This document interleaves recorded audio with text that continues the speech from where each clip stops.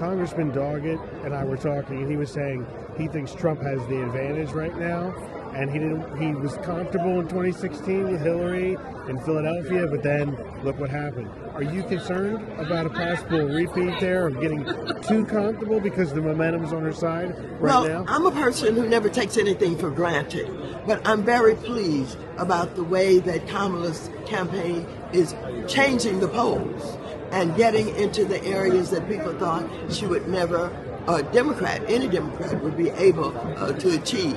And so, no, I'm not worried because I think we all are up to working very hard, raising lots of money, and doing what it takes. She can get the message out.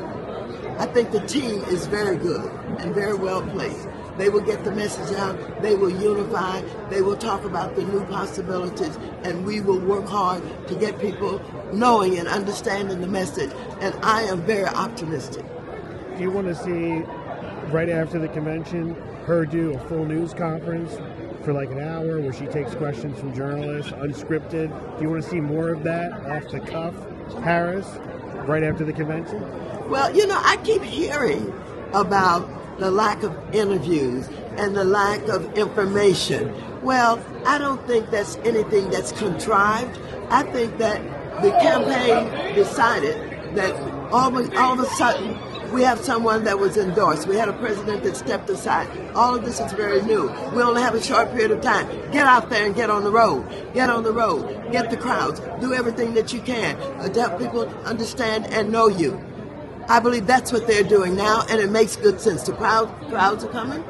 Detroit, there were 15,000 people. There are 12,000 people in Arizona, on and on and on. There'll be plenty of time for interviews. She's not afraid to do it, and she'll do it. Okay. Does she need to be more specific on policy soon?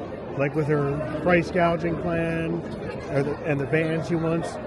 People are calling it price controls already on the Republican side. Does she need to put out more specifics on that? Well, she will. As a matter of fact, the way that they talk about housing and they talk about inflation and they talk about gouging and grocers and producers who are gouging and raising the prices, that gives the public an idea about what's on their minds and what they're thinking about. And it connects with the average person. People getting up working every day have to pay more for food.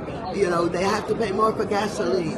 And of course, she has to help them to understand that inflation is coming down and that we're going to take a look at how the gouging works so that we can make sure it doesn't happen again, no matter what the situation is. And so, yes, she's going to get more detail as she does the interviews. But right now, letting people know where your head is and what you're thinking about, the kind of ideas you have, is very important. And I like what they're doing on housing. I think that's the number one crisis in this country. And they're already talking about more affordable housing. They're already talking about, so far as something I never thought I would support, and that is tax incentives for developers who develop affordable housing. I mean, these are good ideas. They're going to, of course, talk more about the details. And then those of us in Congress, we're going to get them voted in the House, in my committee, if I have that committee, and on to the floor, on to the Senate. We got to hold on to the Senate. We got to get the 5 or 6 or 7 or 8 or 9 or 10 votes that we want to get, in the House, and we got to put it on the president's desk.